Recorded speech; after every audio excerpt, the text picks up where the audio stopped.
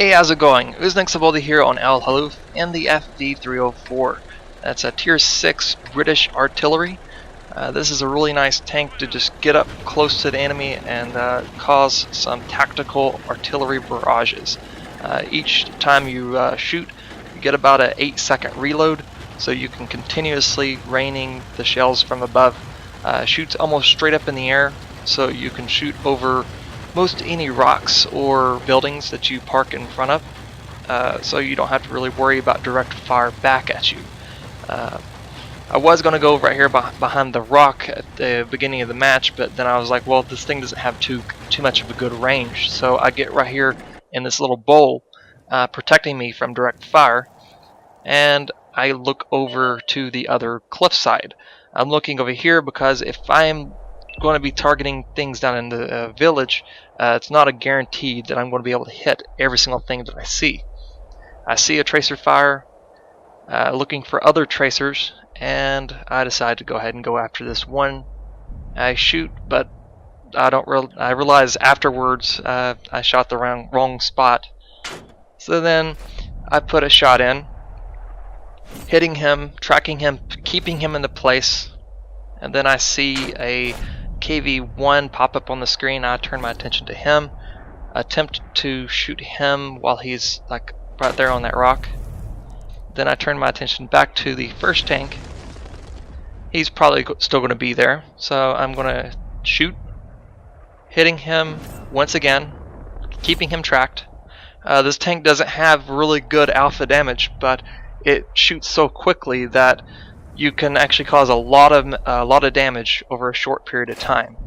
Unlike most of the other artilleries, you really have to wait for a very long time to shoot.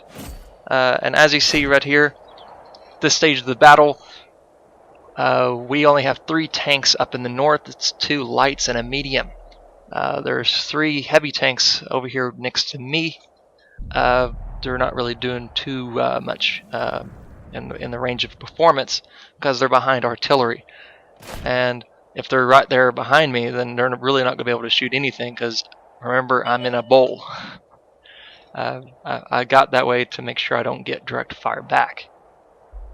So I'm still looking around.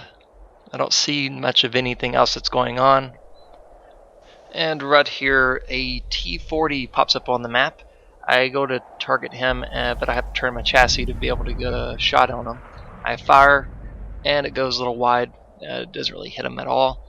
So I sit there and start punching shots into that spot, and then I turn over to the KV1 that was stuck behind a rock and start pummeling him with a few shells.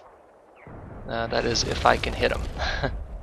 As you see right here, he's right on the range, like on my extreme range, so the little targeting circle gets really like a line. It's not the best place to really be targeting somebody, but you know that where your shell's going to be landing. So right here I'm trying to fire on him, but I'm not really leading the target too well. If I hit him once, it'll probably track him right into place, so I can continue to hit him. But since I missed that first shot, I don't have a chance to really track him within my range.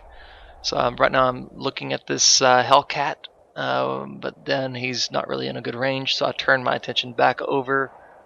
Hopefully he's still going to be in range when he fires next. Now if you look on the map, the enemies are getting really close to the base. So at this point I'm like, oh boy, this is not going to be looking too good, because if the enemies do make it to the base and start capping, then there's not much we can really do.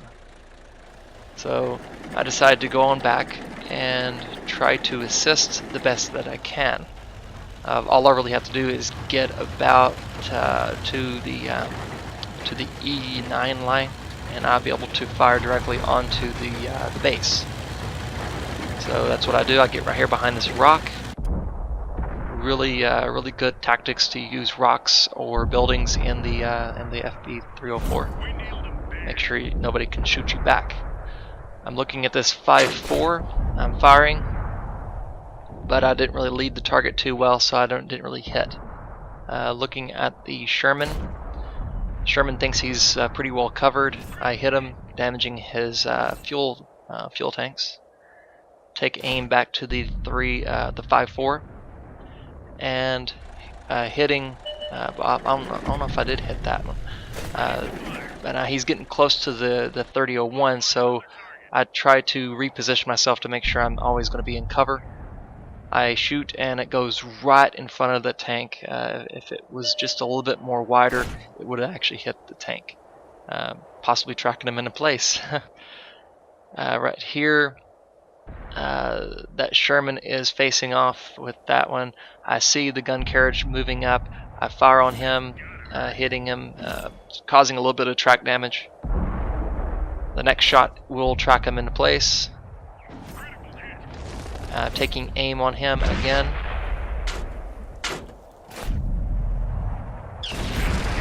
And he goes off radar, but I have a visitor.